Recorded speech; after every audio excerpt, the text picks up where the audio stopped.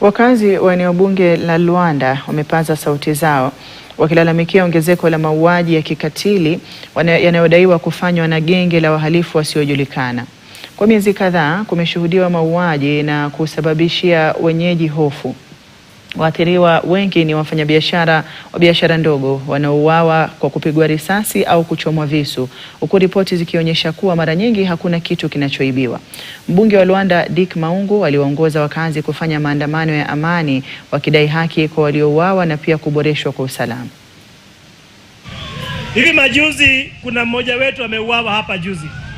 Hivi majuzi kuna mtoto alipigwa na risasi ambaye hatuelewi imetoka wapi. Hivi majuzi kuna watu wamenyang'anywa mali yao wakitoka kwenye benki na mambo mengine hapa. Sisi hatuwezi ishi na uoga.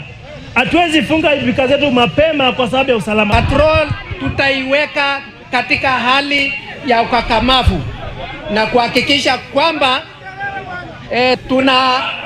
tunashirikiana na mwananchi, community policy, kwa sababu wale wahalifu wako ndani ya mwananchi. Watu kadhaa wamenaswa, wale waliweza kuibia nyinyi na wamepelekwa kotini, wako kotini. Wakazi kutoka kaunti